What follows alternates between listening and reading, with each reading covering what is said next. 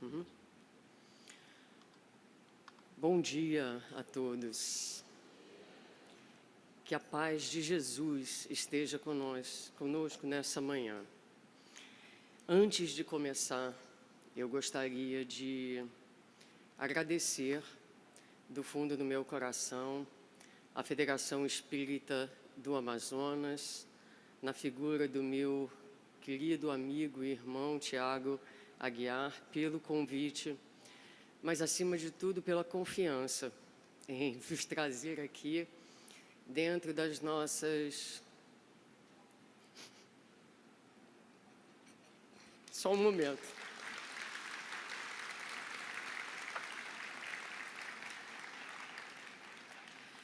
Dentro das nossas limitações, da nossa humanidade, para falar com vocês um pouquinho daquilo que enche a nossa vida e o nosso coração de alegria, que é o Evangelho de Jesus.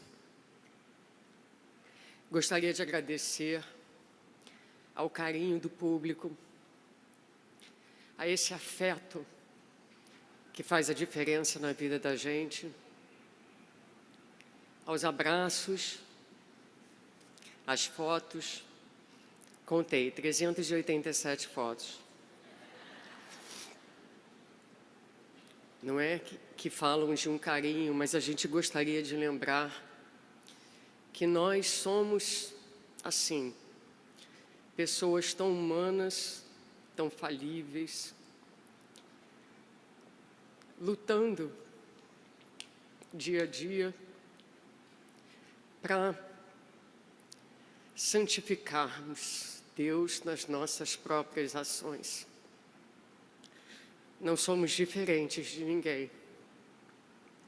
Então, quando vocês escutarem as palavras do Evangelho, tenham certeza de que eu, Andrei, Haroldo, Rossandro, estes a quem é dada muitas vezes a possibilidade, pela misericórdia de Deus, de falar, nós falamos daquilo que, como vocês, nós buscamos ardentemente viver, superando-nos a cada dia. Então, que em todos os momentos nós tenhamos clareza de que é Jesus e a Deus a quem devemos louvar, são eles as nossas referências reais, porque aqui diante de vocês fala uma pessoa absolutamente comprometida com a lei e com a vida, buscando aprender. O carinho de vocês faz diferença.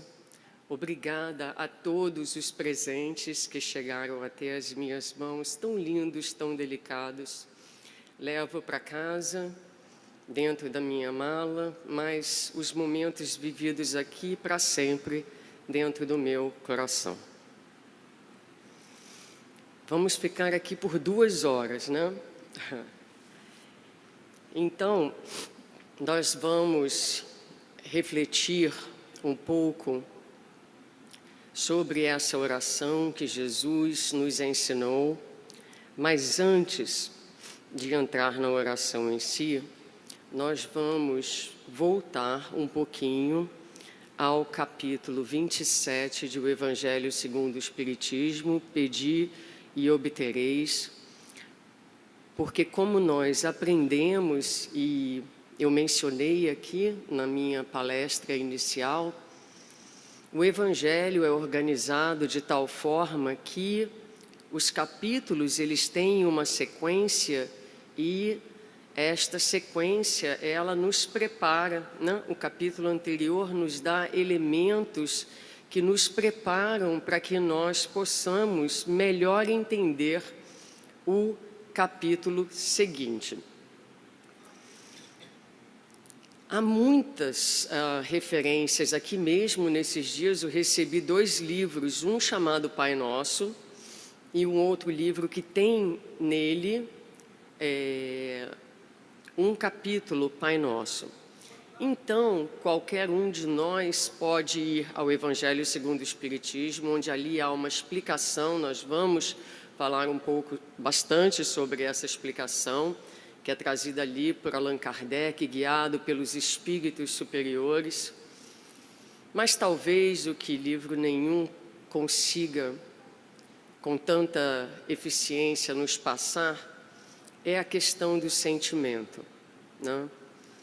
Então, Jesus vai dizer a Anã, no livro Boa Nova, quando Anã pergunta a Jesus como é exatamente, com que material exatamente ele vai construir o reino de Deus na terra, se ele usaria de lama para a construção deste reino.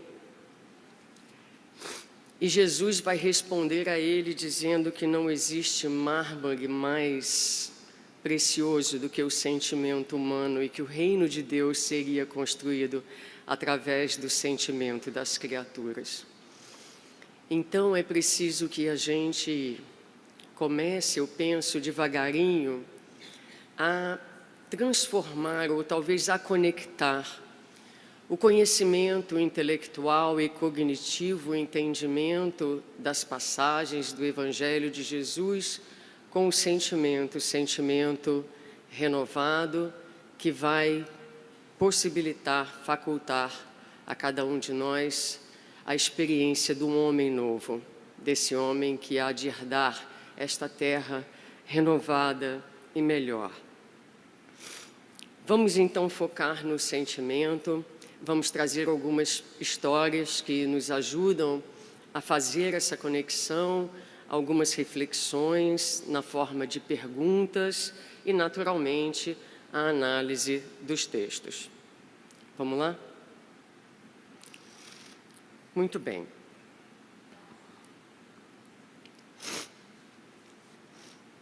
Quem criou o céu e a terra, as estrelas e o luar? Quem criou a imensidão do céu azul e do mar?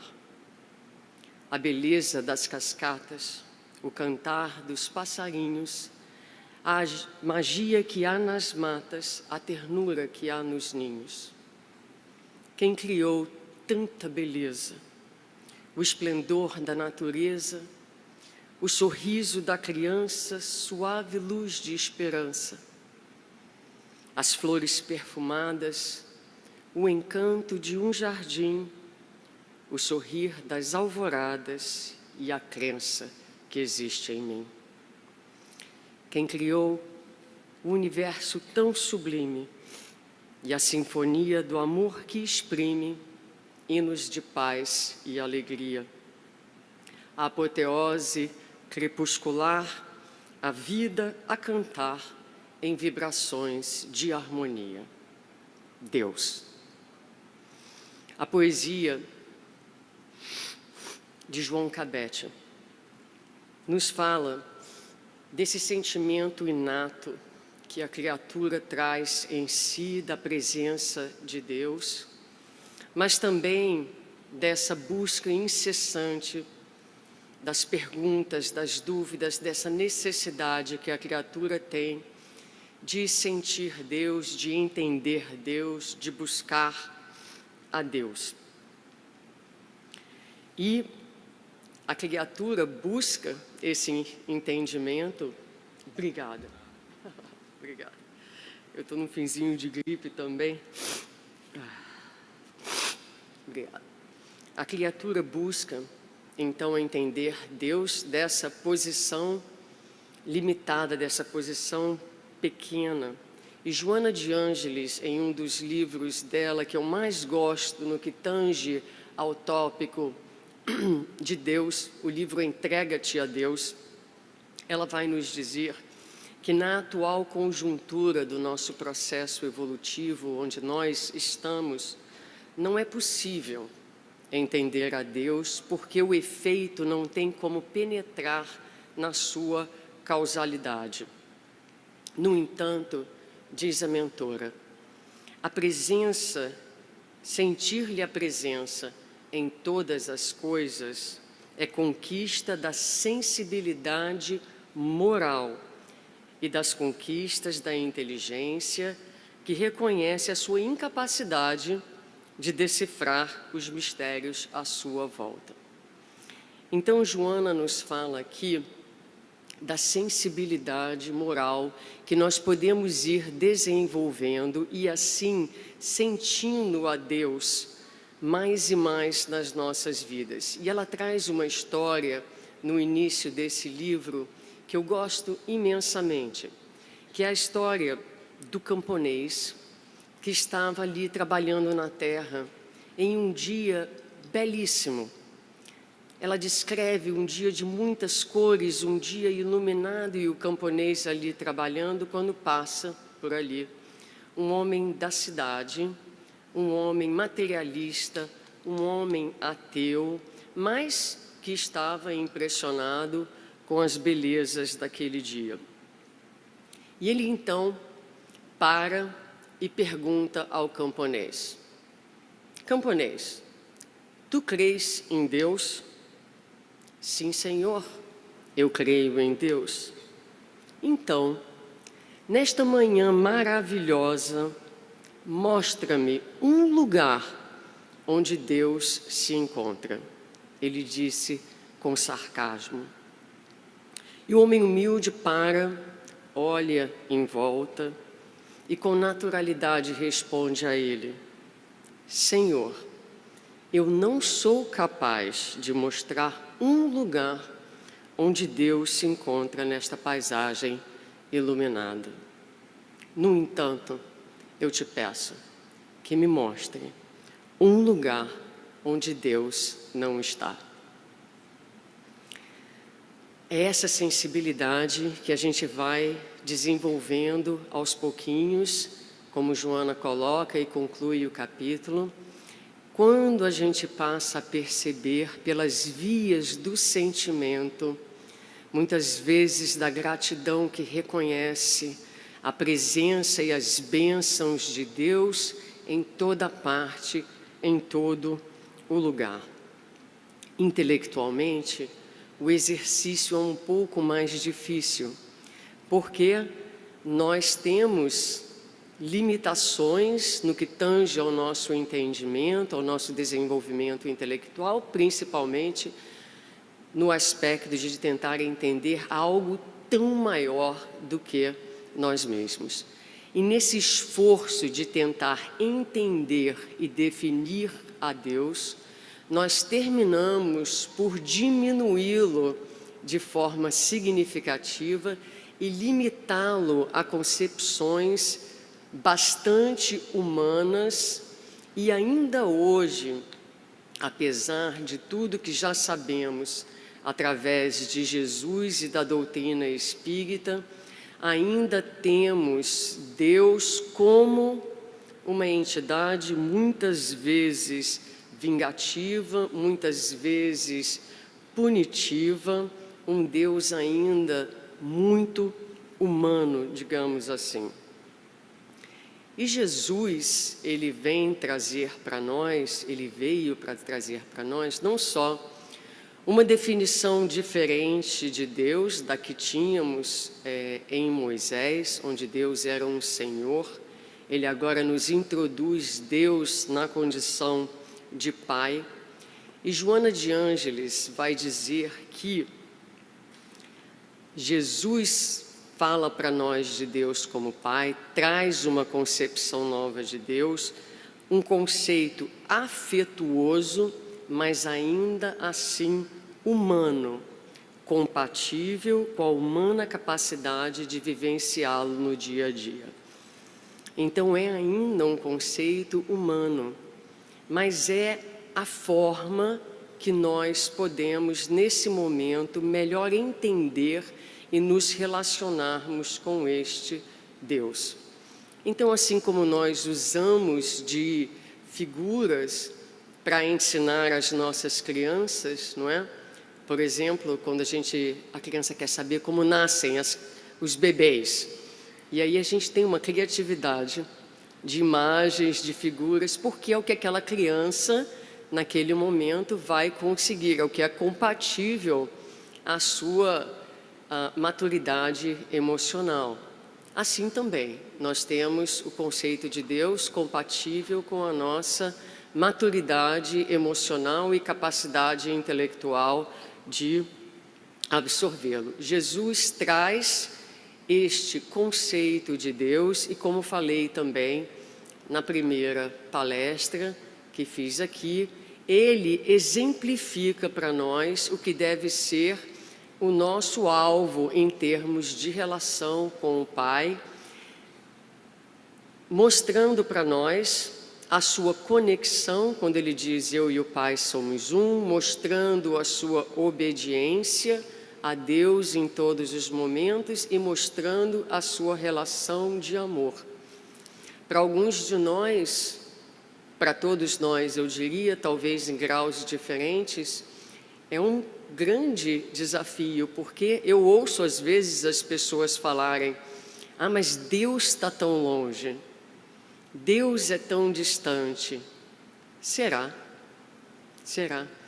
Porque se nós estamos aqui imersos na criação, e se nós somos criação, criaturas de Deus, se nós conseguirmos olharmos uns para os outros e olharmos para tudo que há, com essa sensibilidade de que nos fala Joana de Ângeles, a sensibilidade moral do filho que começa a reconhecer e a se deslumbrar com esse Pai misericordioso e começa a enxergar, tem olhos de ver, ouvidos de ouvir, é como se a sensibilidade da alma, do espírito fosse, na medida em que a gente vai crescendo e evoluindo, é como se fosse se expandindo para além dos limites do corpo, e a gente começa a perceber Deus em toda a parte e a querer, a desejar cada vez mais essa relação de intimidade, de confiança real, de entrega ao Criador. Naturalmente, em nosso estágio evolutivo, isso não é uma constante. Nós temos assim um sinal fraquinho, né? O que me vem à mente é o telefone celular, quando a gente está assim numa área bem remota e a gente fica assim com o telefone se mexendo para ver se a gente consegue pelo menos uma barrinha de conexão. Então, na nossa vida, nós geralmente temos assim uma barrinha, às vezes desaparece a barrinha, não é? E a gente fica assim perdido, sem referência. Mas há momentos em que a gente consegue, digamos assim, fortalecer o sinal e entrar em conexão com o Pai, abrirmos janelinhas, digamos assim, mais amplas de conexão com o Criador. E Jesus e a doutrina dos Espíritos vão então nos guiar nesse trajeto de conexão com Deus. Eu gosto muito, a minha mente trabalha muito com imagens, então enquanto eu pensava nisso, eu pensava no corredor do avião, com aquelas luzinhas que vão guiando para você ver para onde você está indo.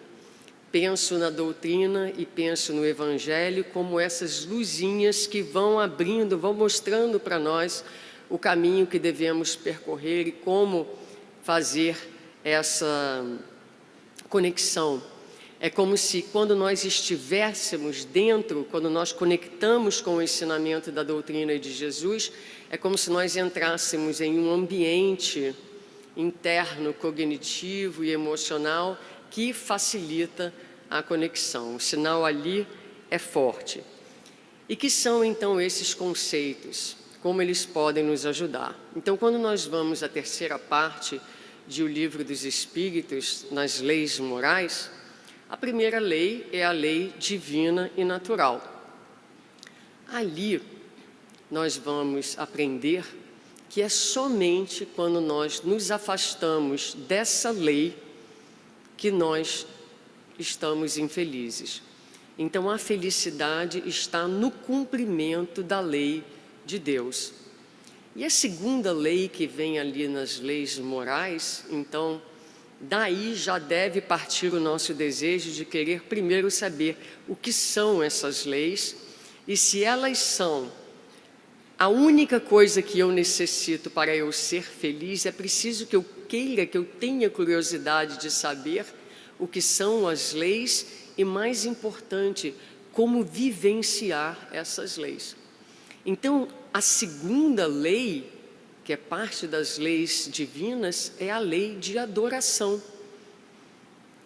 E aí eu pergunto a vocês, qual de vocês vive no seu dia a dia com a consciência da necessidade diária de adorar a Deus? Eu até sabia disso. Acho que sempre soube em um nível ou em outro. Mas depois de fazer esse estudo, de refletir sobre essas questões, eu sinto que a cada dia eu preciso me levantar com a intenção de que o meu dia seja um ato de adoração a Deus. Porque é importante, nas lutas do dia a dia, ajuda muito, eu diria assim, que a gente estabeleça no início de cada dia uma intenção para o nosso viver. Porque, como nós sabemos, a nossa mente, ela é uma máquina poderosa, ela projeta a realidade que nós estamos buscando vivenciar. Então, acordar com a intenção de adorar a Deus em todos os momentos da nossa vida. Porque nós aprendemos lá que a adoração é uma lei. Que nós adoramos a Deus pela elevação do nosso pensamento e, através da elevação do nosso pensamento, nós nos aproximamos de Deus. Deus está sempre conosco, perto de nós. O que é preciso é que nós busquemos nos aproximar de Deus. E podemos fazer através da prece, que é um item no capítulo da lei de adoração. E lá, os Espíritos então vão nos dizer que a prece é um ato de adoração, porque orar é pensar em Deus, é comunicar-se com Ele, é aproximar-se dEle. E a prece torna melhor as criaturas porque as fortalece e é um socorro jamais recusado. Jamais recusado. Jesus vai dizer a João, no livro Boa Nova, no capítulo 19, se eu não me engano, Comunhão com Deus, que a comunhão da criatura com o Criador é um imperativo da existência, é uma ordem da existência. E que a prece é luminoso caminho entre o coração humano e o Pai de infinita bondade. Então aí a gente para fazer uma pequena reflexão. Vocês vão refletir, eu já refleti, né? Algumas perguntas. Vocês oram? Quando oram? Como oram? Onde? Com que frequência? Orar mais é melhor? Qual a qualidade da prece que nós fazemos? Porque em o Evangelho segundo o Espiritismo, neste capítulo, Pedi e obtereis, ali o capítulo começa com 3 passagens que vão falar para nós da qualidade da prece.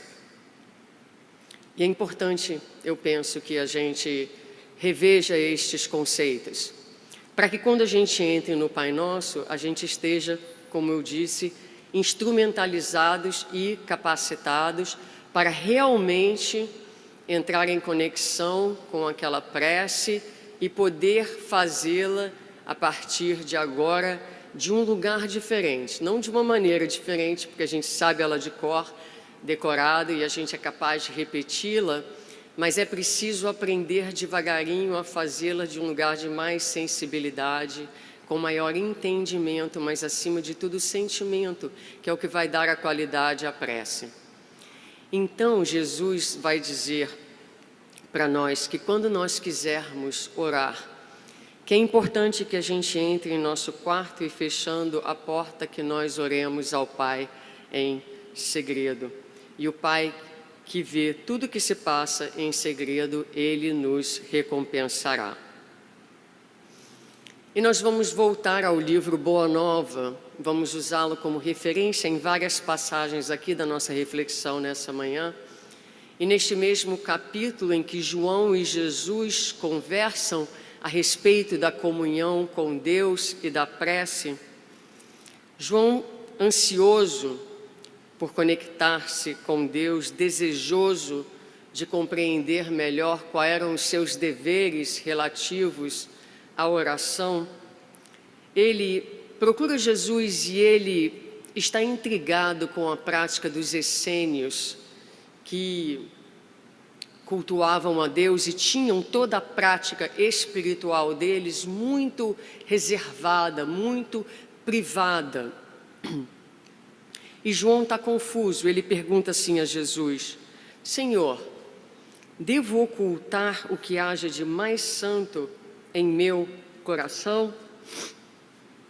E Jesus dirá: João, todas as dúvidas que te assaltam neste momento se verificam pelo fato de não haverdes compreendido até agora que cada criatura tem um santuário no próprio Espírito. Aqui a sabedoria e o amor de Deus se manifestam por intermédio das vozes da consciência. Ele esclarece que os essênios haviam levado muito longe a teoria do labor oculto, já que, antes de tudo, a verdade e o bem precisam ser considerados como patrimônio de toda a humanidade em comum. E ele relembra então ao discípulo que ele mesmo havia ensinado que no que se referia à comunhão de Deus com a alma, que cada espírito orasse no segredo do seu íntimo, no silêncio de suas esperanças e aspirações mais sagradas. Então, quando a gente ora, é aquele momento em que a gente para tudo, porque a gente vai entrar em comunhão com a força sagrada, a força amorosa do universo. É preciso que a gente entre no nosso quarto. O quarto é o lugar da nossa maior intimidade. É o lugar onde nós somos quem somos, é o lugar onde a gente pode se despir das nossas defesas, das nossas máscaras e sermos verdadeiramente quem nós somos e assim nos apresentarmos a Deus. Nus, inteiros, autênticos, entregues, para falarmos com essa força que é tudo na nossa vida, daquilo que necessitamos, das nossas angústias, dos nossos medos, das nossas ansiedades, mas também das nossas esperanças, daquilo que precisamos. É o momento do colóquio com o Pai. Com essa força, é preciso sentir a Deus nesse clima de confiança e de entrega, para que seja um colóquio verdadeiro, honesto, aberto, para que ele gere verdadeiramente a conexão do nosso coração com essa força que nos criou, que nos ama, que nos conhece mais do que a nós mesmos. Então, a primeira característica, a primeira qualidade é esse sentimento de interiorização de que Jesus nos fala. Depois ele dirá: quando vos apresentardes para orar, se tiverdes qualquer coisa contra alguém, perdoai. Por que perdoar? Porque é importante perdoar antes de elevarmos o nosso pensamento a Deus. E Emmanuel, no livro Pão Nosso, capítulo 45, intitulado Quando Orardes, ele vai nos lembrar de que, quando nós oramos, nós elevamos a nossa consciência de forma que ela entre em contato com o sentido maior da vida. E quando nós oramos, nós mobilizamos as energias nesse contato com a vida superior. Quando o nosso coração está cheio de ressentimentos, de queixas, de ódios muitas vezes, de mágoas profundas, é como se estivéssemos acorrentados ao chão, comprometendo verdadeiramente esses sentimentos. Eles são pesos, são correntes que limitam a ascensão do nosso pensamento quando não interferem, afetam a qualidade do nosso pedido, como ele coloca na lição. Então a gente eleva o pensamento, mas é como se ele tomasse das impurezas e muitas vezes esse colóquio, esse pedido, essa conexão, ela fica comprometida pela inferioridade desses sentimentos. Então a segunda qualidade é a pureza de coração. Ah, Suzana, então não vou mais orar, porque, né? Quem de nós? E Jesus sabia exatamente. Então ele diz aqui, sabendo Jesus que todos estamos carregados de culpas e ressentimentos, ele lança essa diretriz como um programa de amor. Não é necessário, não será possível, nesse momento da nossa existência, orarmos com o nosso coração puro, porque o que caracteriza a nossa condição evolutiva é a impureza do nosso coração. Mas o que Deus, o que Jesus espera de nós é que exista dentro de nós um compromisso real, sincero, diário, renovado a cada amanhecer, de buscarmos a pureza do coração, de perdoarmos ao nosso próximo, entendendo sempre que perdoar ao próximo é auto-perdoar-se. E Jesus nos traz a terceira característica importante, fora esse movimento de intimidade, o movimento da pureza do coração, ele traz a terceira característica, que é a humildade. E ele a traz contando sobre os dois homens, o fariseu e o publicano, que ali estavam no templo a orar. E o fariseu, de pé, orava em voz alta, dizendo: Senhor, rendo-vos graça por não ser como estes outros homens, que são ladrões, publicanos, adúlteros, injustos. Jejuo 2 vezes na semana, dou o dízimo de tudo que possuo. Ou seja, ele falava com Deus, diminuindo seus irmãos e enaltecendo as suas práticas exteriores, ao passo que o publicano, ao seu lado, conservava-se mais afastado, não levantava os seus olhos e batia no peito dizendo: meu Deus, tem piedade de mim, que sou um pecador. Então Jesus, aqui, ele recomenda que quando nós orarmos, nós busquemos orar, analisando, percebendo os nossos defeitos, as nossas limitações. E se formos nos comparar com o outro, que comparemos buscando quais são ainda as limitações que temos aqui de igual. Orar a Deus é preciso que a gente desça do pedestal em que o nosso ego nos coloca.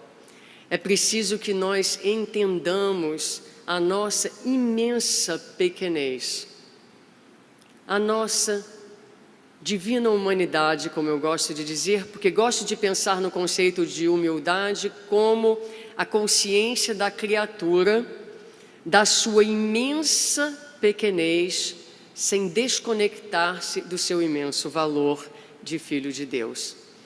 Quando nós conseguimos o equilíbrio entre sentir-se na sua condição real de pequenez, mas sentir-se também cheio, porque divino, a condição de plenitude que vem da conexão permita ser como Jesus, que lava os pés dos discípulos sem se sentirem nada menor, pelo contrário, ele se faz pequeno e ali naquela pequenez ele se torna gigante.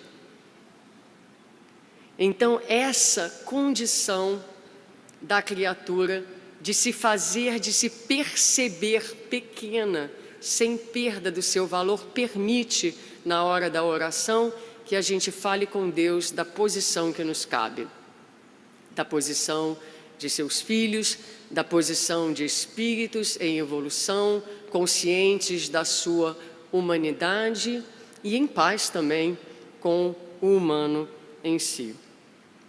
Concluindo então esse primeiro momento, estou ótima na hora, concluindo esse primeiro momento, eu fecho essa questão da qualidade, desses princípios que vão nos ajudar a pensar o Pai Nosso, com o parágrafo que diz: a prece deve ser o primeiro ato de nosso dia, mas poucos de nós sabemos orar. A prece deve subir humilde aos pés do Senhor, para lhe recomendar a nossa fraqueza, para suplicar-lhe amparo, indulgência e misericórdia. E aqui, talvez, a ilustração mais importante de tudo que eu falei. Se eu pudesse sintetizar o que eu falei até agora em uma frase, seria essa: deve ser profunda, porque é a vossa alma que deve elevar-se ao Criador, transfigurando-se como Jesus no Tabor, a fim de lá chegar, alva e radiosa de esperança e de amor. A prece, quando carregada destas qualidades, desse sentimento, dessa entrega, quem já não se sentiu? Eu digo que tive momentos em que, particularmente na dor, mas também em momentos como esse, talvez, em momentos de conexão com o Pai, de uma gratidão muito profunda, a gente ora e é como se a gente sentisse o nosso espírito se expandir para além dos limites do corpo físico. É como se todos os poros da nossa sensibilidade, da nossa alma se abrissem. É como se o nosso espírito se agigantasse. É como se nós saíssemos de nós mesmos nessa transfiguração, que é uma entrega mais completa, uma conexão maior com o Criador. Essa deve ser, então, claro que nem todos os momentos da nossa vida nós vamos ter esse espaço tão adequado, né? Espaço emocional, cognitivo, mas não tenhamos dúvida que quando estamos dirigindo, por exemplo, para ir para o trabalho, às vezes preocupado com o filho. E naquele momento a gente eleva o nosso coração a Deus, numa frase simples: meu Deus, abençoa o meu filho. Perdão. Esse sentimento, porque o sentimento é a qualidade do sentimento, sobe a Deus. E é a força do sentimento, que às vezes, na correria do dia a dia, a gente pensa: nossa, nem orei. Mas aquele sentimento é uma prece, porque você pede, você entrega o teu filho àquele que pode verdadeiramente cuidar. Então, ainda que você não perceba, porque a sua mente está tomada das preocupações do dia a dia, há uma transfiguração interna, digamos assim, não é? Não há nada mais poderoso, não é isso que a gente aprende nas obras de André Luiz, do que uma prece de uma mãe, de um pai. Às vezes a gente não percebe, não se dá conta do que está acontecendo dentro da gente, mas a nossa alma se expande. Então, deixa eu me encontrar aqui. Falamos aqui. Então vamos voltar ao Livro dos Espíritos para aprendermos lá quais são as 3 características da prece. Os Espíritos vão nos dizer que pela prece nós podemos louvar, pedir e agradecer. Na nossa reunião mediúnica, é interessante, volta e meia aparece um espírito, muitas vezes americanos, são espíritos americanos. É muito interessante que a reunião mediúnica lá, a gente faz em português, mas vocês sabem, em Miami tem muito hispano, né? Então, às vezes vem um espírito falando espanhol, às vezes vem um espírito falando inglês, é uma reunião poliglota, digamos assim. E os americanos, quando eles aparecem, muitas vezes, americanos religiosos, eles dizem assim para a gente: eu gosto muito daqui, gosto desse lugar aqui, do que vocês fazem aqui, mas vocês não louvam a Deus. Não há, eu sinto falta do louvor. E eu atendia, conversava com o último espírito que veio com essa concepção, e eu dizia assim para ele: nós louvamos sim, mas eu penso, eu disse a ele, que a maior forma de louvor é a manifestação de tudo aquilo que a gente fala no nosso viver. Porque se nós falamos e é só isso, são palavras rasas, que não se concretizam no nosso dia a dia, então é um louvor raso também, eu disse para ele. E ele me escutou e falou: você tem razão, eu vou pensar sobre isso. E João também pergunta a Jesus se a prece deveria ser de louvor ou de súplica. E Jesus vai responder assim: por prece, devemos interpretar todo o ato de relação entre o homem e Deus. Devido a isso mesmo, como expressão de agradecimento ou de rogativa, a oração é sempre o esforço da criatura em face da providência divina. Todo aquele que trabalha, porém, pelo bem, com as suas mãos e com o seu pensamento, esse é o filho que aprendeu a orar na exaltação ou na rogativa, porque em todas as circunstâncias será fiel a Deus, consciente de que a vontade do Pai é mais justa e sábia do que a sua. Jesus aqui amplia para João e para nós o conceito da oração. Muitas vezes, eu não sei vocês, às vezes houve uma fase da minha vida que eu me sentia muito culpada porque eu não orava o suficiente. Eu gosto de brincar que quando eu me deito à noite, eu não durmo, eu desencarno. Porque eu estou tão cansada do dia e eu durmo tão rápido, a minha cabeça bate no travesseiro, fui. Não dá nem tempo de dizer boa noite, nem nada. É assim um ato instantâneo. E aí eu ficava, meu Deus, não orei.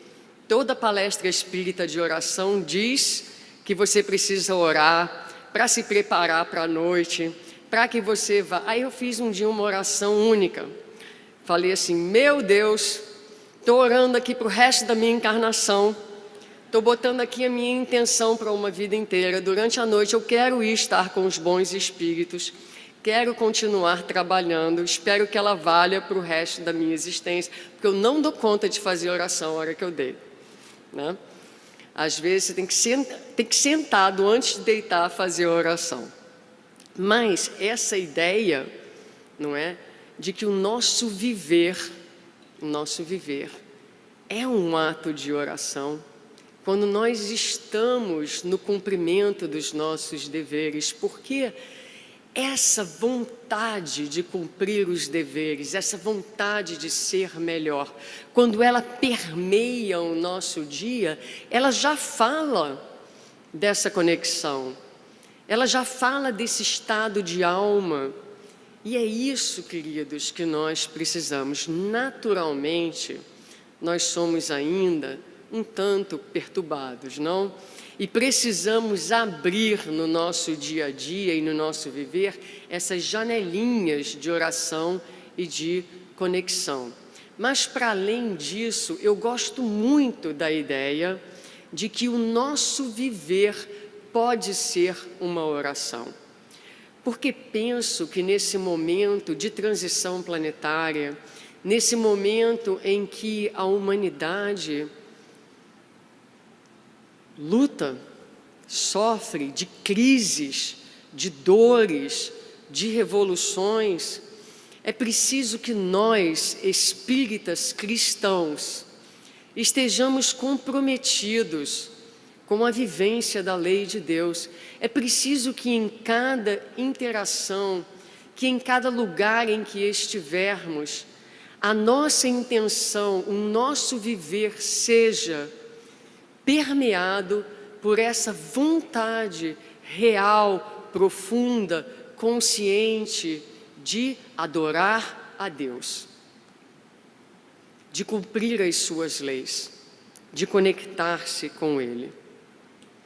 Talvez uma das áreas mais desafiadoras no que tange a nossas orações é ligada ao resultado das nossas preces. Pedro perguntou a Jesus, Senhor, as nossas preces são mesmo sempre atendidas? O que vocês acham? Sim ou não? Sempre, 100%.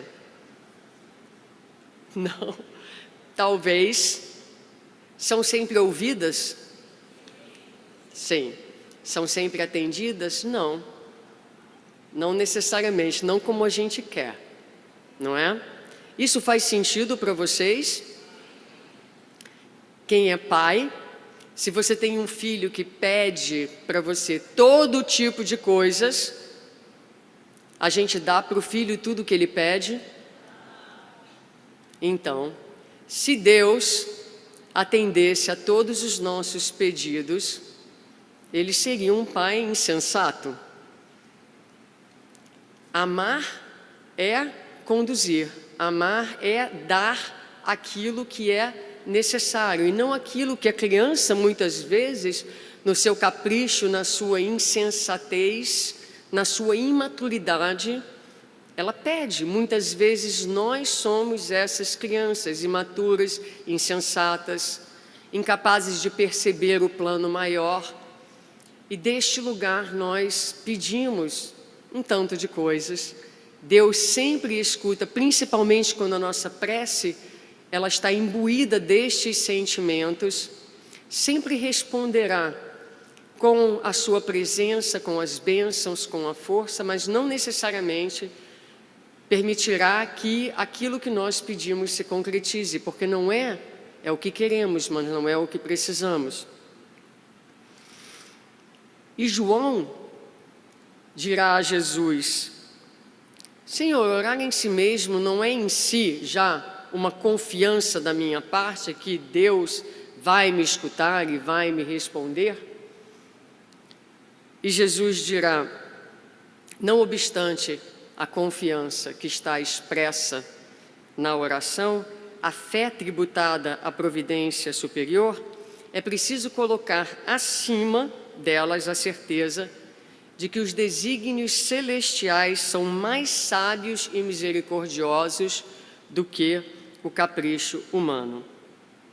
É necessário que cada um se una ao Pai, comungando sua bondade generosa e justa, ainda que seja contrariado em determinadas ocasiões. Então é isso, né? Em vários momentos seremos contrariados. Por que é importante a gente saber isso? Quando a gente faz lá o Pai Nosso, a gente vai chegar nessa parte, a gente diz: que assim seja feita, Senhor, a Tua vontade. Mas muitas vezes, dentro de nós, a gente está assim: vamos dar uma negociada, né? E quando a gente, Senhor, dá um jeitinho, por favor, né? Eu quero tanto que isso aconteça. E a gente barganha muitas vezes com o Pai, como uma criança faz.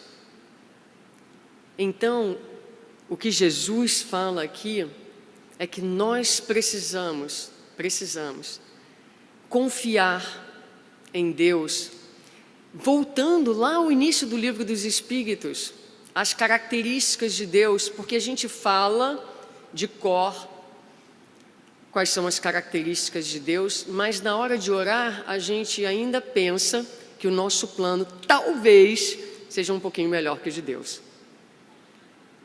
Ele que é infinito amor, Ele que é infinita sabedoria, mas, quiçá, eu não estou vendo um ponto de vista que está faltando a Ele, não é?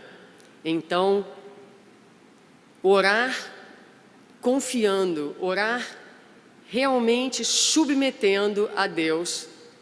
Às vezes eu quero alguma coisa para mim. Por exemplo, nesse momento eu tenho um desejo profissional na minha cabeça, que eu acho que seria bom para mim. Mas quando eu oro a Deus, eu digo assim: Pai, isso é o que eu penso que seja melhor. Mas se não for o melhor para mim, o Senhor não vai deixar que aconteça e está tudo certo. Eu vou sentir um pouquinho, né? Porque eu acho que era isso que devia, mas eu confio. Se a vida não abrir essa porta para mim, eu faço toda a minha parte, eu faço o que eu preciso fazer. Mas às vezes, apesar de todos os nossos esforços, a vida diz não. Será que nessa hora, quando a vida diz não, a gente consegue também louvar a Deus? Ou nós somos aqueles ainda que louvam a Deus, que agradecem a Deus, que reconhecem a sua bondade, quando a vida corre de acordo com os nossos desejos? É uma pergunta que Jesus faz a Pedro. Será, Pedro, que nós estamos prontos para louvar a Deus, mesmo quando Deus diz não para os nossos caprichos?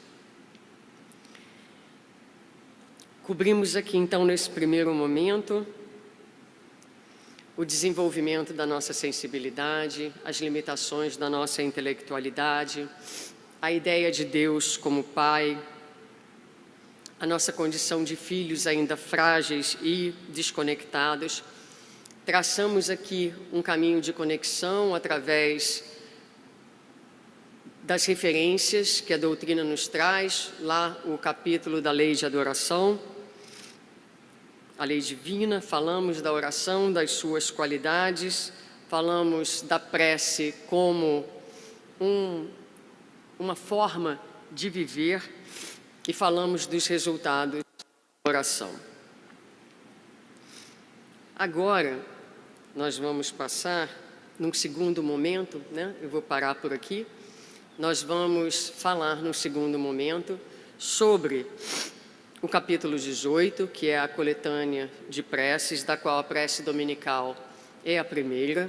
Este capítulo, ele começa com um preâmbulo, que é uma explicação do propósito daquele capítulo e daquelas preces ali colocadas. E a primeira prece é o Pai Nosso, também chamado de oração dominical, e aqui dominical vem de Dominus, Senhor, então é a oração do Senhor.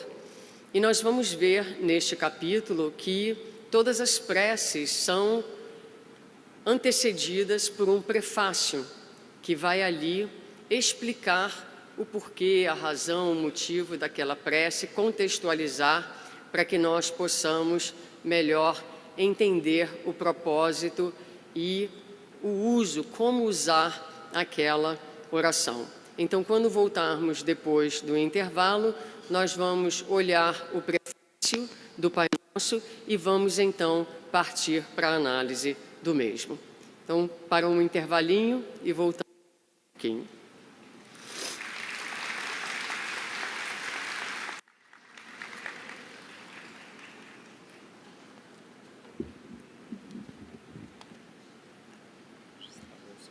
Obrigada. Tá ótimo. Tá aqui, ó. Da hora. Obrigada. Bom, vamos lá, pessoal, para a nossa última hora aqui juntos. Eu já mais recuperada.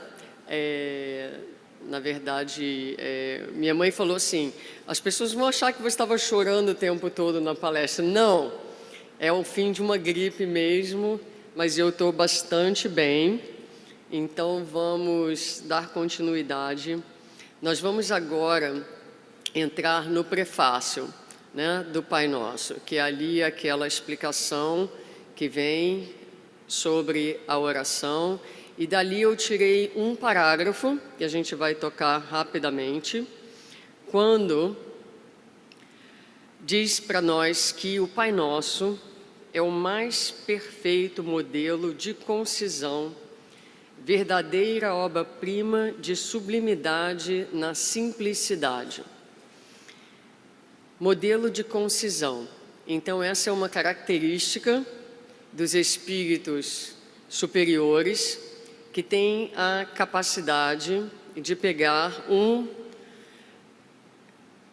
uma grande experiência, digamos assim, ou conceitos complexos e profundos e falar com muito poucas palavras.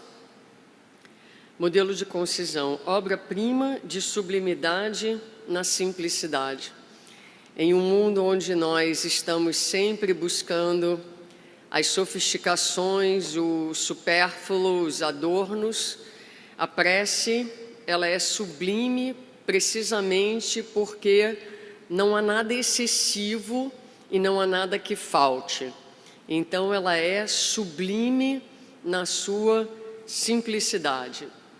E continua o prefácio dizendo: com efeito, sob a mais singela forma, ela resume todos os deveres do homem para com Deus, para consigo mesmo e para com o próximo. Penso que muitos de nós já tenham lido o Pai Nosso no Evangelho segundo o Espiritismo, tem até conhecimento desse prefácio, dessa frase, mas é preciso, quando nós estamos lendo o Evangelho, que a gente faça uma leitura, quando é uma leitura estudo, que a gente vá parando e se pergunte se ele resume todos os deveres do homem para com Deus, para consigo mesmo e para com o próximo. Será que eu consigo enxergar na oração essa característica? Será que eu consigo identificar onde está nessa oração essa característica? Então, quando nós pensamos nesses deveres do homem para com Deus, para consigo e para com o próximo, a gente começa a oração, né, dizendo: Pai Nosso. Aí, se nós pensarmos, há um triplo dever. Só nessa primeira frase, né, nessas duas palavras, não é uma frase, Pai Nosso, que é o dever de reconhecer a Deus como Pai, reconhecermos a nós mesmos como filhos e reconhecer o próximo como nosso irmão. Então, no Pai Nosso, nós reconhecemos os 3 deveres da criatura. E percebam que essa percepção, a gente sabe cognitivamente que Deus é Pai, a gente sabe que nós somos filhos do Criador e a gente sabe que o próximo é nosso irmão. Mas é preciso continuar a trabalhar nessas ideias de forma que não somente a gente saiba cognitivamente, mas que a gente sinta verdadeiramente, profundamente, essas verdades e cumpra esses deveres. Ou seja, reconheça verdadeiramente em Deus o Pai, haja, viva como filhos de Deus, que essa ideia permeie o nosso viver e sinta o próximo como nosso irmão.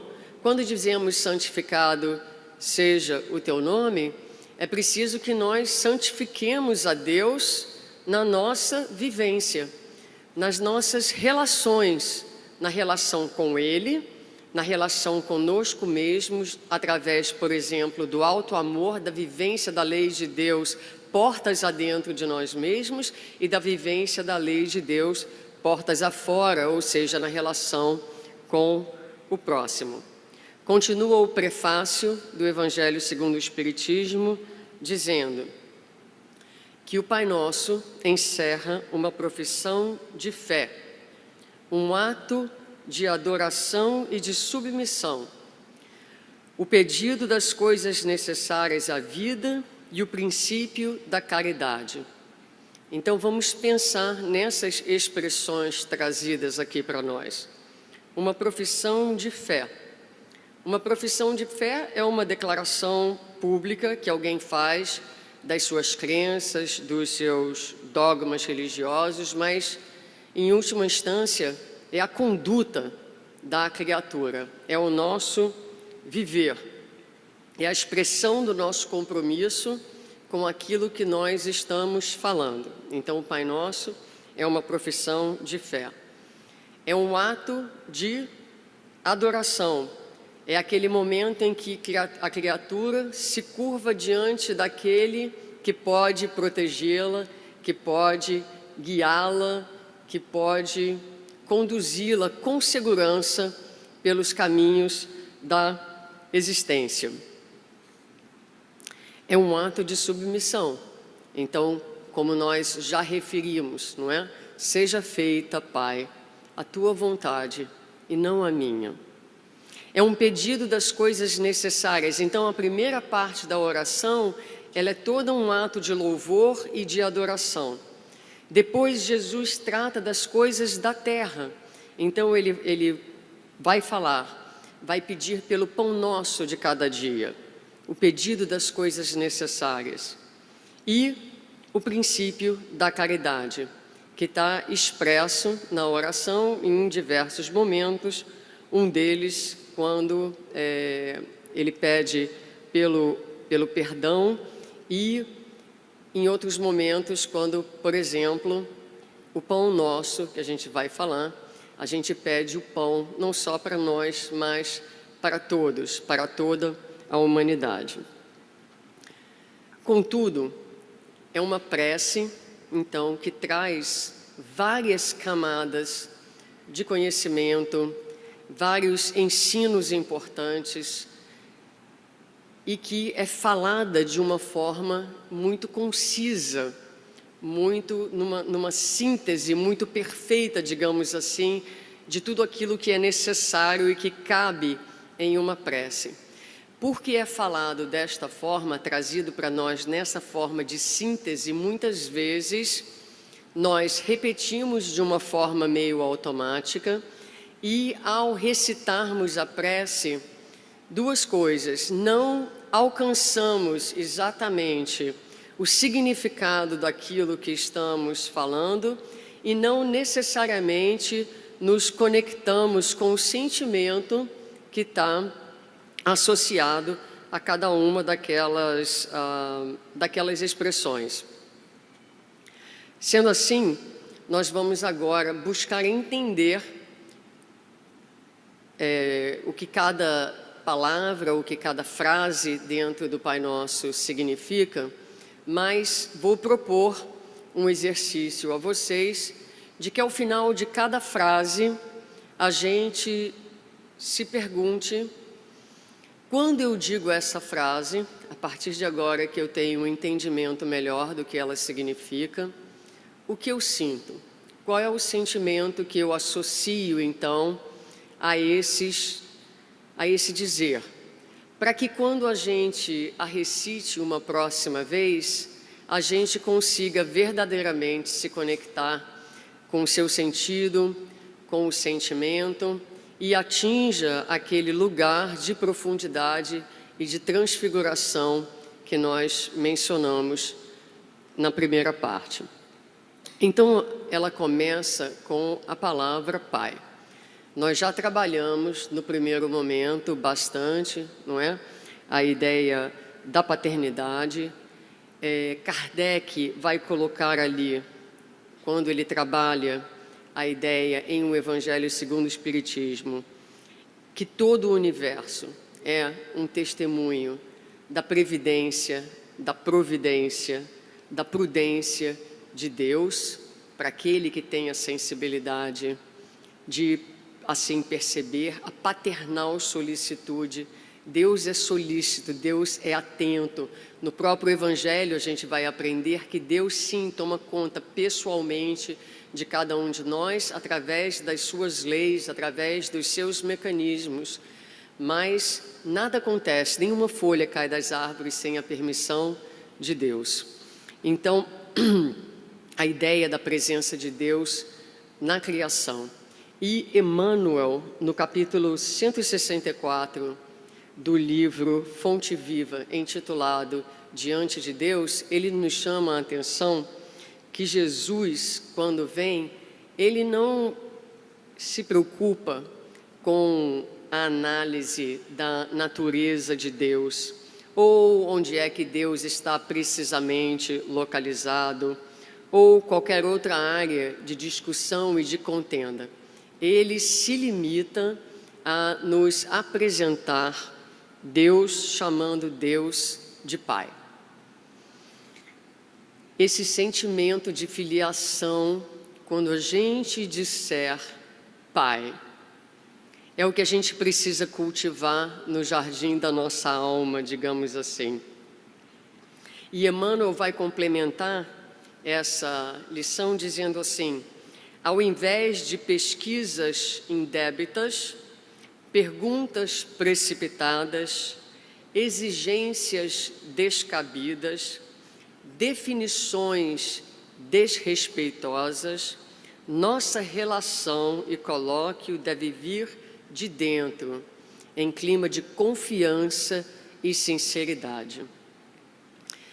Há uma imagem, quando eu penso em Pai, que eu gosto muito, foi trazida por um amigo, fazendo uma palestra certa vez sobre Deus, e ele falava assim: quando eu penso em Deus, eu penso no Pai que está dentro de uma piscina funda, com os braços abertos, dizendo para o filho de 2 aninhos na borda da piscina: pula, meu filho, pula.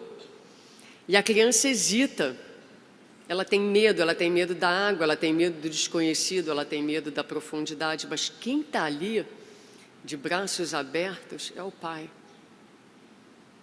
Então chega uma hora em que ela se atira nos braços do pai, porque ela confia, ela sabe, ela tem certeza instintivamente, ela sabe que aquele pai vai protegê-la, que nada de mal vai acontecê-la. Pai, mas Pai nosso, Pai de todas as criaturas, Pai de toda a humanidade. Pai nosso, diz ainda Emmanuel, agora no capítulo 77, quando Jesus usa aí o pronome possessivo, ele exalta a comunidade. E fica aí um convite para que a gente sinta o próximo como nosso irmão. O que significa isso? Vamos pensar na nossa família, aqueles que vivem conosco. Por eles, muitas vezes tenhamos uma relação boa ou não, sejamos mais ou menos próximos, muitas vezes, se um familiar nosso, se um irmão, se uma mãe, se um pai, precisam de alguma coisa, nós largamos o que a gente tem que fazer, nós vamos ao socorro. Nós não chamamos esse movimento de ajuda de caridade, porque estes são uma continuidade de quem eu sou. Então a gente age não é por caridade, a gente age porque é nosso dever, porque é nossa família, porque é nosso irmão.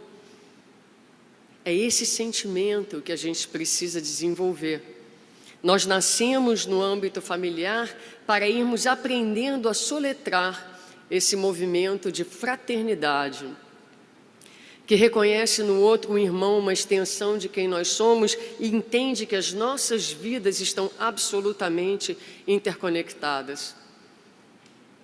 Sendo assim, quando falarmos Pai Nosso, é preciso que o nosso coração se encha desse sentimento de fraternidade e que a gente consiga num exercício, ou que a gente faça o exercício de transpor as portas da consanguinidade daqueles mais próximos e ao passarmos pela rua e virmos uma pessoa em dificuldade ou uma pessoa que talvez seja muito diferente da gente ou de uma cultura diferente, a gente consiga fazer o exercício de olhar para além da matéria, de olhar para além daquilo que é ilusório, porque tudo que é material não é real.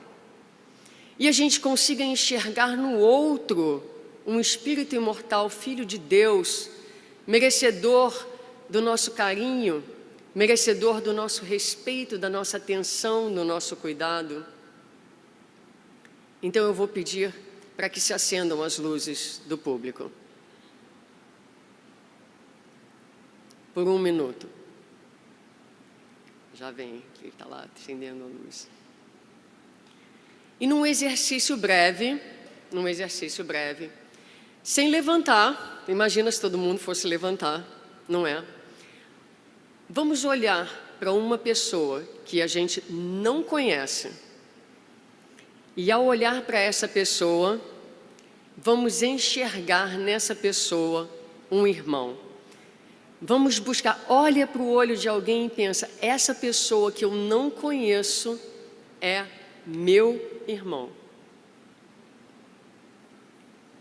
Parece uma coisa simples, pronto, obrigada pela luz.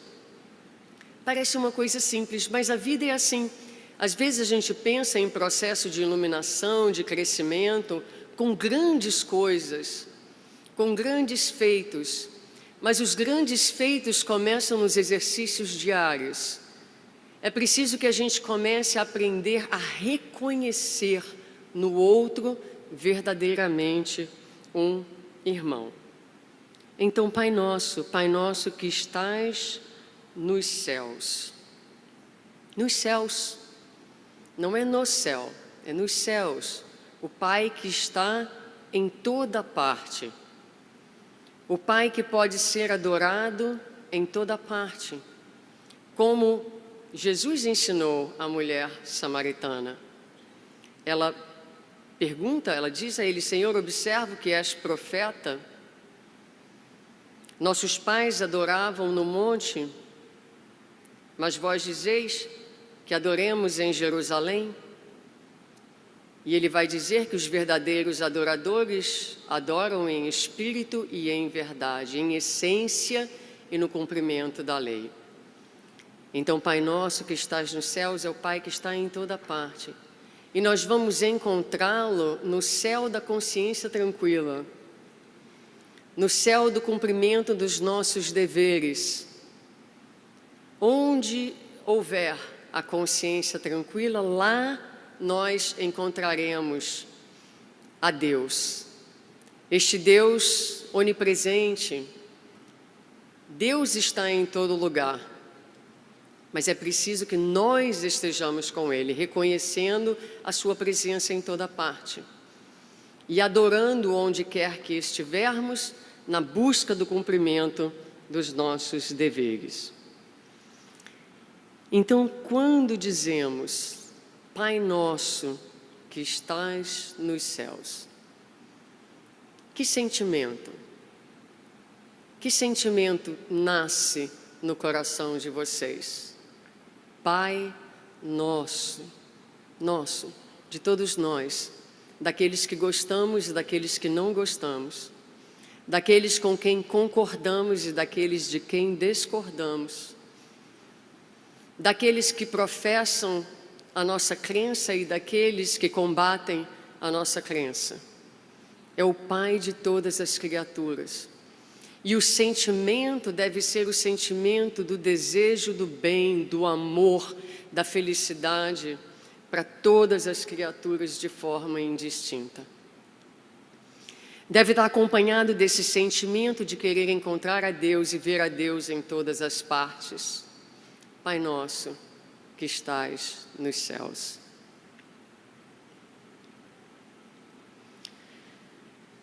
Santificado seja o teu nome. Vejamos que aí Jesus não diz, santificado é o teu nome. Poderia ter dito assim, santificado seja o teu nome. Porque Deus é sanctus. A palavra sanctus, ela significa inquestionável, inquebrantável, indivisível, puro. Então, Deus é santificado. Mas Jesus diz, santificado seja o teu nome. Querendo dizer que é preciso que nós santifiquemos a Deus através do nosso viver, através das nossas condutas, das nossas posturas, que elas possam, então, manifestar essa nossa vontade de santificar o nosso viver, de purificar o nosso viver, de fazer com que o nosso viver, que se constitui dos nossos pensamentos, porque não é só a nossa conduta visível e concreta, é o que a gente pensa, é o que e como a gente sente e é como a gente age. Então, quando a gente fala, santificado seja o teu nome, é preciso que essa frase venha carregada de um sentimento, de uma vontade da criatura de realmente manifestar o Deus interno no seu viver. É o compromisso com esse processo. Então, algumas atitudes, por exemplo, que nós podemos pensar em modificar seria transformar a rebeldia em resignação, o nosso murmúrio, o nosso questionamento da vontade de Deus, transformar a dúvida em confiança.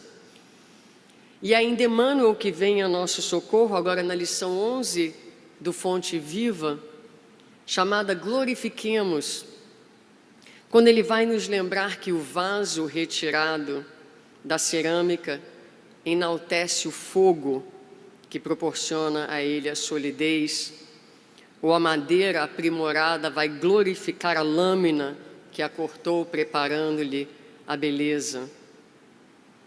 então assim somos nós. Glorificar a Deus e santificar a Deus é santificar o nosso sentimento, é alinhar o nosso sentimento dentro desse processo de confiança e de entrega, onde diante das alegrias ou diante das dores, nós santificaremos no nosso sentimento a Deus. Santificado seja o teu nome. Vamos sentir. Santificado seja o teu nome. Venha a nós o teu reino. Nós sabemos que a conquista da felicidade está no cumprimento da lei de Deus. Quando Jesus diz na oração, venha a nós o teu reino, a nossa pergunta precisa ser, de que reino ele fala? O que é exatamente esse reino?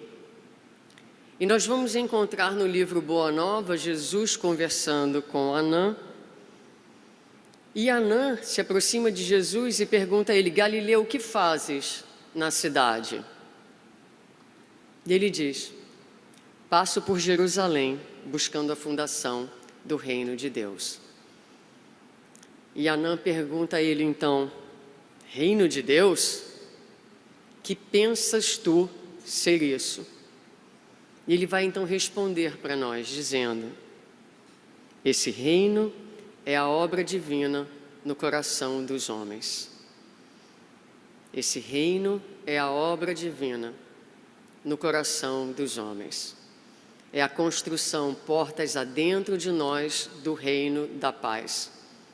Mais uma vez, através do cumprimento das leis de Deus.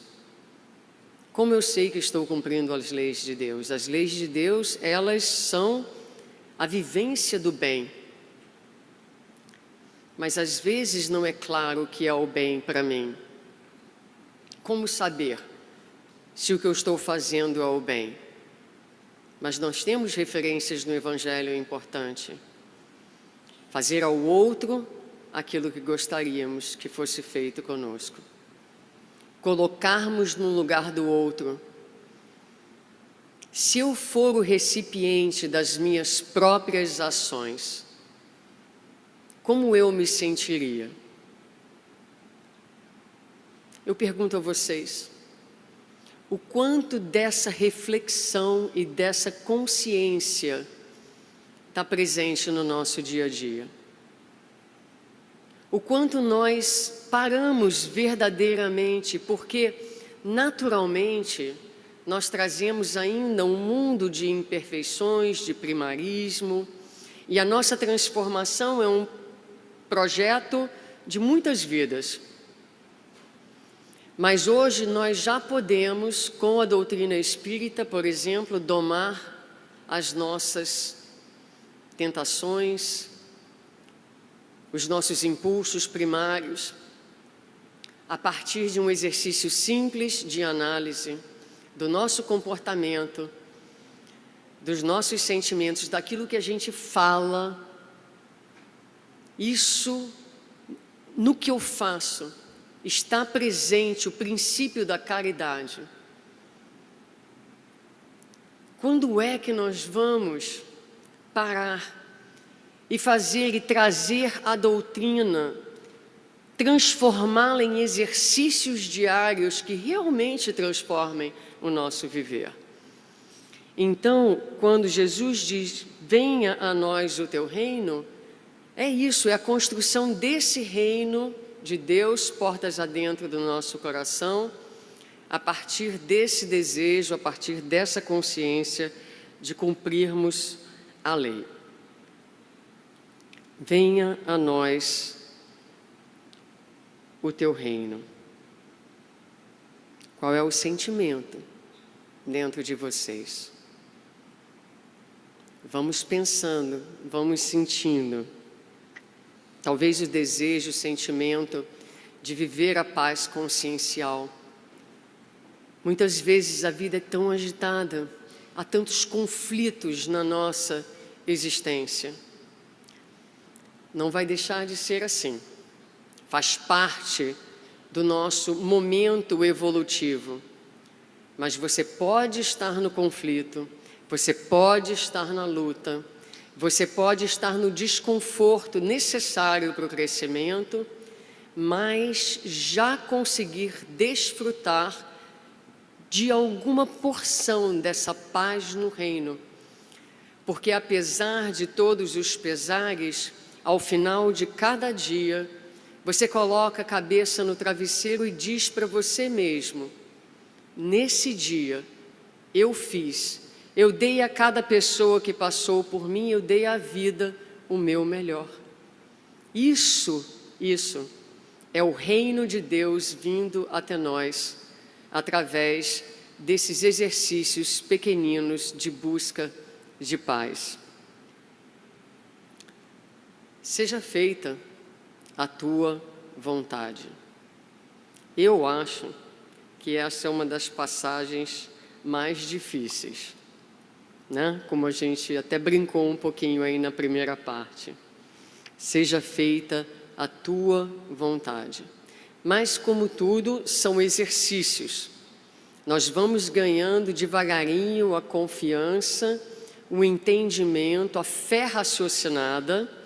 Aí o estudo da doutrina, das leis, por exemplo, o estudo importante da lei da justiça e de amor, entendendo que a justiça divina, que a lei de causa e efeito, é uma lei que cuida, não é uma lei que pune, é uma lei amorosa, que reabilita as nossas almas. É como se a criança está andando e ela perde o equilíbrio, e o pai ou a mãe vão e seguram ali e trazem ela de volta para a posição de equilíbrio. Então, tudo o que acontece na nossa vida, as situações às vezes adversas, as dificuldades, é a mão amorosa de Deus nos pegando e falando: volta para cá. Volta para cá porque você saiu do trilho. E é preciso retomar o trilho do bem, é preciso retomar o trilho do equilíbrio. Então, seja feita a tua vontade. Jesus nos dá um exemplo magnífico, uma das partes que eu mais gosto. Eu estou falando aqui para vocês do livro Boa Nova.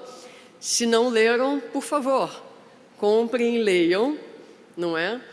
Há uma das partes que eu mais gosto do livro Boa Nova, é a narrativa de Humberto de Campos, quando ele diz assim, ele fala de Jesus exemplificando a sua obediência e a sua submissão a Deus. Quando, sem queixume, em um dos poucos momentos em que silenciaria, ele, que era mestre, que transformara a Galileia em fonte divina, que se levantara com desassombro contra as hipocrisias do farisaísmo, que desapontara os cambistas, que fora advogado enérgico e superior de todas as grandes causas da verdade e do bem. Ele que havia sido tão comunicativo, tão verbal, que tinha tantas coisas a dizer em tantos momentos, passa o dia do Calvário em profundo silêncio, sem proferir uma acusação. Caminha coroado de espinhos, veste a túnica da ironia sob cusparadas dos populares, faces sangrentas sob o peso da cruz, vilipendiado, sem articular uma queixa. Naquele momento de renúncia e sacrifício solitário, Jesus abre mão da sua posição de mestre e exemplifica de forma divina a posição do Filho. silencioso, submetido à vontade de seu Pai. Sem comentários, né? Fica para nós a referência de Jesus: seja feita a tua vontade, tanto na terra como no céu. Aí, Jesus fala de lugares específicos, do plano dos encarnados, do plano dos desencarnados. Seja feita a tua vontade, porque a lei de Deus é uma, e é a mesma lei, tanto quanto estamos encarnados na terra, quanto estamos na vivência do Espírito, fora do corpo físico. Terminado esse momento, ele encerra aqui para a gente, de uma certa forma, essa primeira parte, como eu havia falado, que é a parte de louvor a Deus.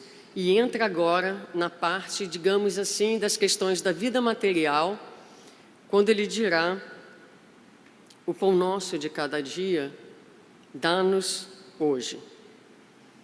E aqui, no Evangelho, Kardec vai comentar o pão como o alimento pode ser olhado como o alimento do espírito, mais o alimento do corpo.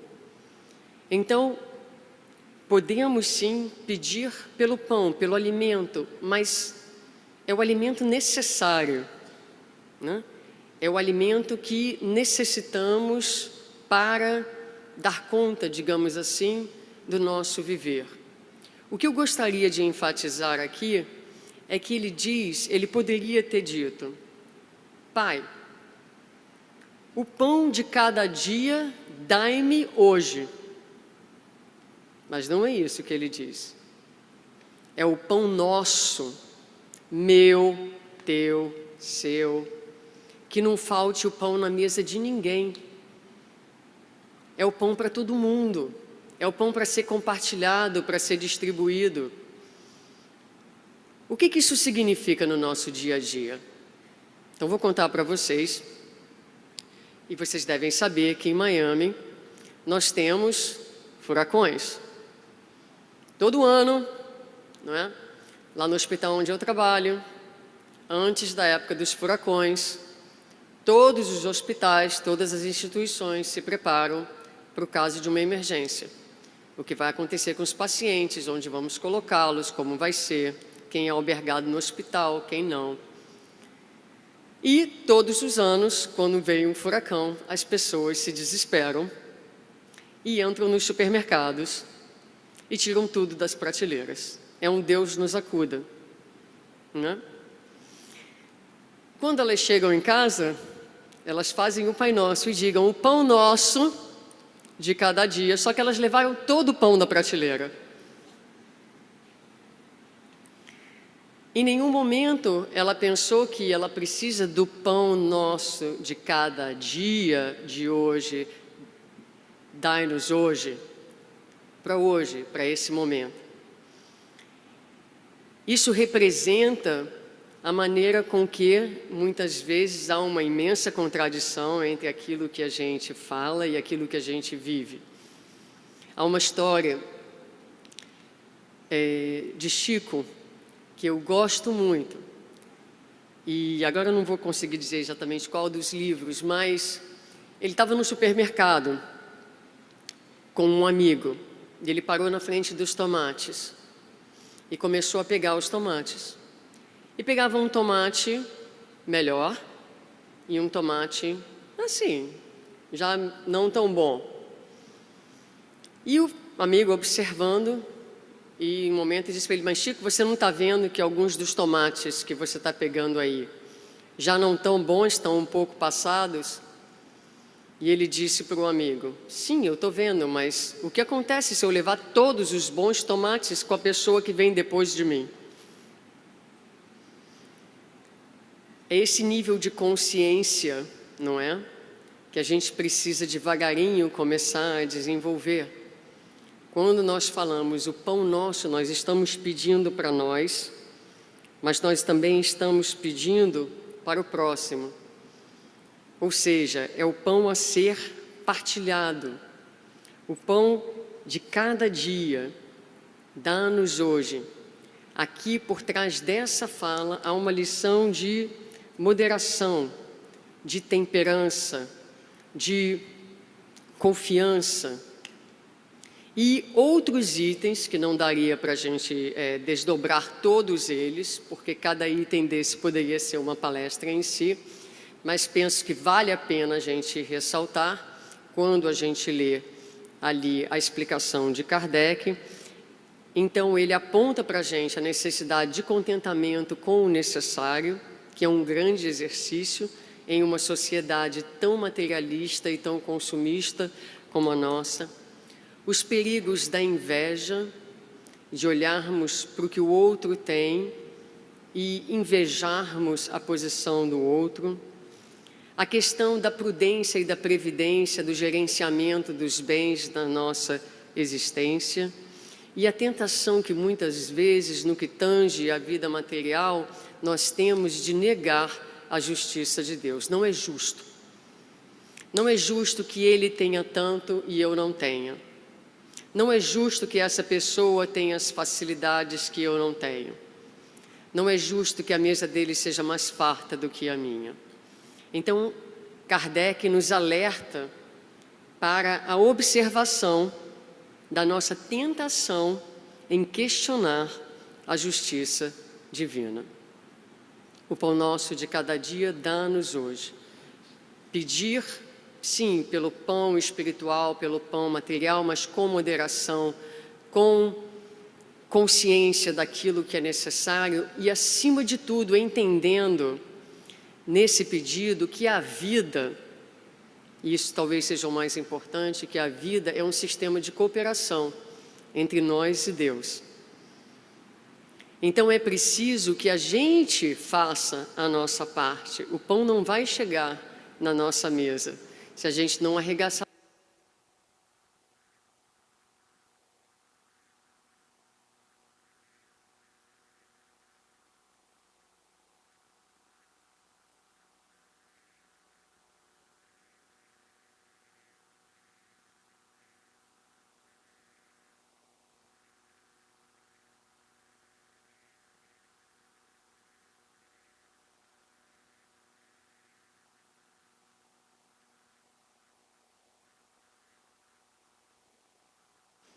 Vamos lá. Então, o pão nosso de cada dia dá-nos hoje. Mais uma vez, repetir isso, buscando pensar e sentir dentro de nós o que é que isso significa no nosso coração, como é que nós sentimos essa frase no nosso coração. Perdoa as nossas dívidas, assim como perdoamos aos nossos devedores. Ou perdoa as nossas ofensas, assim como perdoamos aos que nos ofendem. E aqui Jesus coloca para nós, então, um perdão na condicional, né? Que nós sejamos perdoados na medida em que perdoarmos ao próximo, em que perdoarmos o nosso irmão. E no Evangelho de Mateus 6,14, nós encontramos essa passagem que diz assim: se perdoarmos aos homens as faltas que cometerem contra vós, também vosso Pai Celestial vos perdoará os pecados. Mas se não perdoardes aos homens quando vos tenham ofendido, vosso Pai Celestial também não vos perdoará os pecados. E aí eu gostaria de chamar a atenção de vocês ao seguinte: Jesus, quando se refere a Deus, ele usa pronomes diferentes em momentos diferentes. Então, há momentos em que ele fala sobre Deus como meu Pai. Meu Pai. Nesses momentos, ele está falando para nós de Deus como ele entende, dentro do seu entendimento, dentro do seu sentimento, e dentro da sua relação com Deus, uma relação que nós não alcançamos. Esse é o Deus de Jesus, é o Deus que ele, como Espírito puro, alcança. Há momentos em que ele fala nosso Pai, se referindo a esse Deus comum a todas as criaturas. Mas nessa passagem específica, Jesus diz: vosso Pai Celestial vos perdoará. Porque é o Deus, como nós entendemos, é o Deus que está dentro da nossa consciência. É a nossa própria consciência nos falando. Então,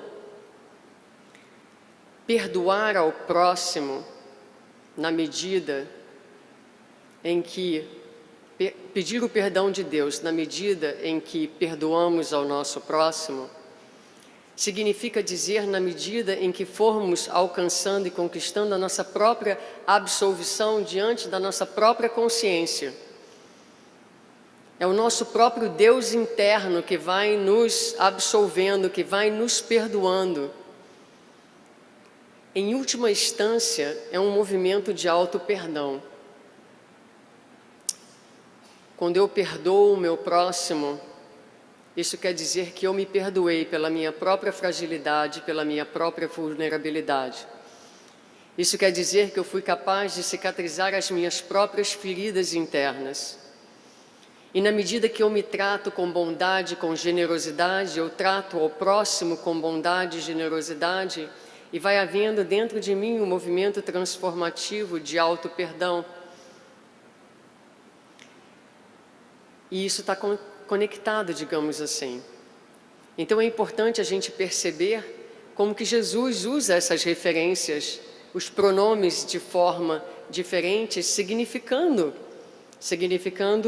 se perdoarmos aos homens as faltas que cometerem contra vós, também vosso Pai Celestial vos perdoará os pecados. É o nosso próprio Deus interno, esse Deus, porque não faz sentido essa frase. Deus nunca se ofende, senão não seria Deus. Quem se ofende é o humano. Deus não tem o que perdoar, né?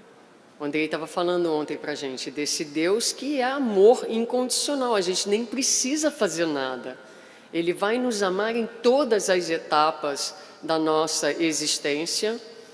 Então, a ideia de Deus ter que nos perdoar, ela não faz nenhum sentido. Então, ao invés de orarmos a Deus para que Ele nos perdoe, precisamos que a gente ore para o nosso Deus interno, dizendo que eu tenha condições de me perdoar. Essa é a diferença.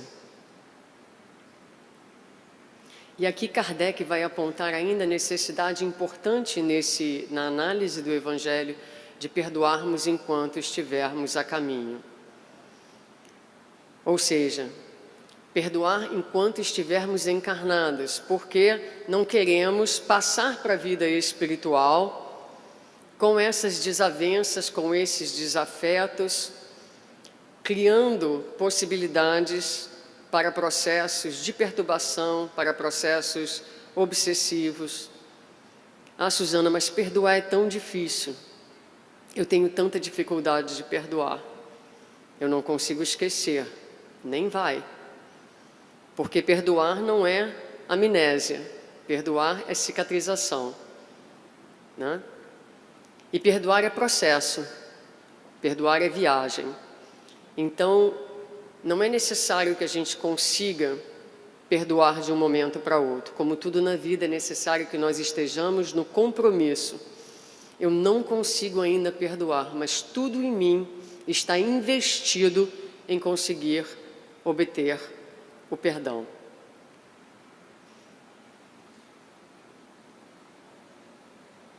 Não nos deixes entregues à tentação, mas livra-nos do mal. A tradução no Evangelho de Haroldo Dutra Dias, e a melhor tradução é: não nos introduzas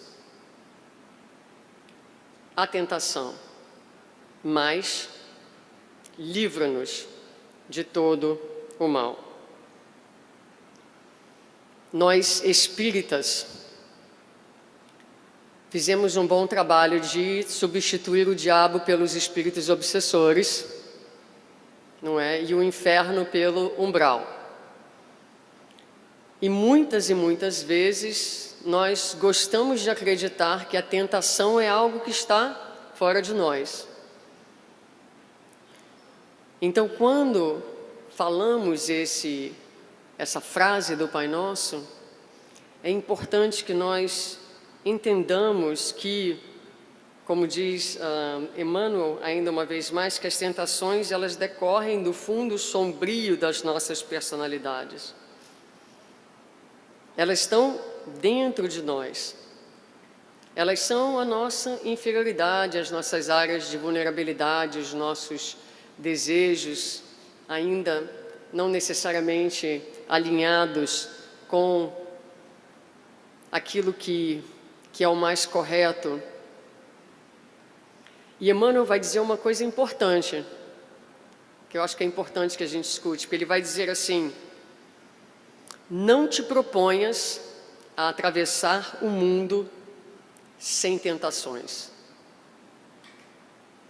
Porque no estágio evolutivo que nós estamos, não é possível ainda. As tentações são decorrentes das nossas vidas pretéritas, das nossas ações, das nossas tendências, das nossas paixões, da nossa indisciplina, muitas vezes, da nossa fragilidade. Faz parte, elas estão em nós. Então, o que nós precisamos entender é que elas vão existir, e nelas, na consciência da presença delas, na consciência do que é em mim que gera a tentação. E Emmanuel vai dizer, é fácil quando você não souber exatamente qual é a área de tentação da sua vida, observa o que você atrai, a qualidade daquilo que você está atraindo para a sua vida, porque nós vamos atrair de acordo com as nossas tentações internas. Mas tentação é oportunidade, tentação é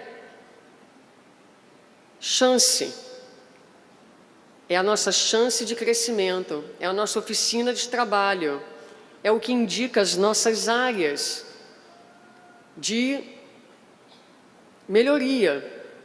São as áreas de sombra onde a gente precisa fazer que brilhe a luz.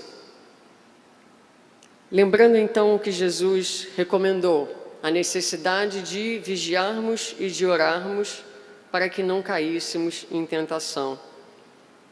Uma vez que valerá sempre mais chorar sob os aguilhões da resistência do que sorrir sob os narcóticos da queda. Isso é muito bom. Ou seja, talvez nós não estejamos ainda em um momento onde nós não teremos tentações, com certeza. Mas nós já temos a capacidade de resistir às tentações. E às vezes essa resistência vai tirar tudo de nós. E nós vamos chorar sofridos. Porque muitas vezes essa resistência ela vai tomar um caráter de sofrimento, de solidão profunda. Vai ser uma experiência que ninguém vai compartilhar conosco. Mas dentro da visão imortalista, dentro daquilo que queremos, daquilo que buscamos, vale mais esse momento de sofrimento e de dor. Porque, meus amigos queridos, se nós quisermos alcançar um patamar melhor de vida, nós precisamos estar prontos para dar o testemunho da nossa fé. Não há verdadeiro cristão sem cruz. Não há verdadeiro cristão sem a vontade de testemunhar a sua fé. O reino dos céus não chegará como uma graça do Senhor. Ele é construído com o mármore do sentimento. Então é preciso, não é que a gente vá buscar a dor, que a gente vá ser esses que se martirizam porque a vida em si vai apresentar um número de situações difíceis e a gente vai chorar. Mas a gente vai chorar com fé. A gente vai chorar e dizer: um dia eu chorei porque eu escolhi os narcóticos da ilusão, que me prendem aonde eu estou.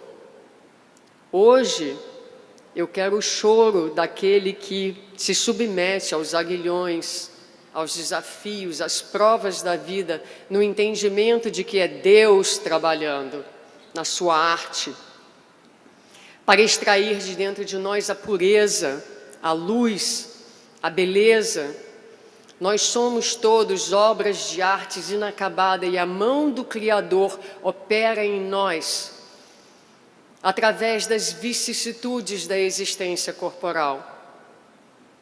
Tantas vezes eu li o Evangelho, capítulo 5, Bem-aventurados os aflitos, naquela parte em que o Espírito diz: Senhor, obrigada por me tentar, obrigada pelas provações, e Ele agradece aquela vida difícil e olhava: será que um dia eu vou conseguir ter este mesmo sentimento?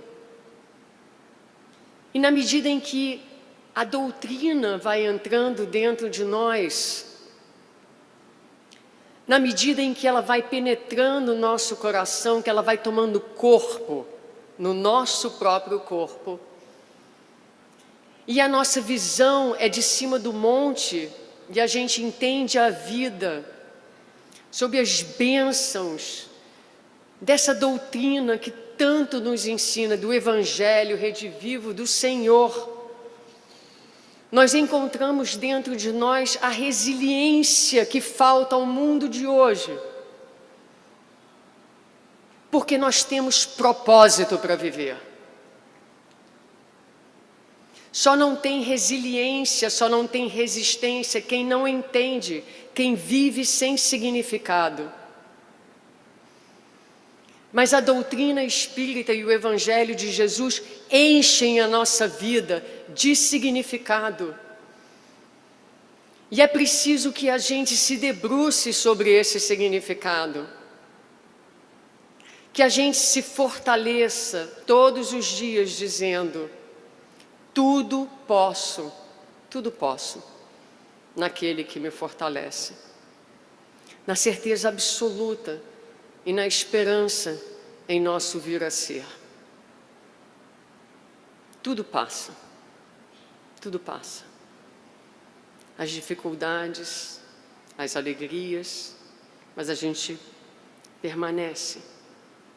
Se Deus quiser, a cada dia, Deus nos ajudará a livrarmos-nos do mal concreto que produzimos tantas vezes através das nossas escolhas infelizes e equivocadas. O sentimento, então, que fica para nós é esse sentimento de humildade e de humanidade. E a gente encerra dizendo: assim seja. Ou seja, orei, e agora ponho a minha assinatura debaixo da oração, dizendo assim: está aqui, assinado, assinei o contrato, o meu compromisso, não só de orar, não só de pedir, de louvar e de agradecer, mas de fazer da minha vida um reflexo dessa oração. E aí a gente diz então com vocês: Pai nosso, que estais no céu, santificado seja o teu nome, venha a nós o teu reino, seja feita a tua vontade, tanto na terra como no céu. O pão nosso de cada dia dá-nos hoje. Perdoa, Pai, as nossas dívidas, na medida em que perdoarmos aos nossos devedores. Não nos deixes cair em tentação, mas livra-nos do mal. Que assim seja. Muita paz.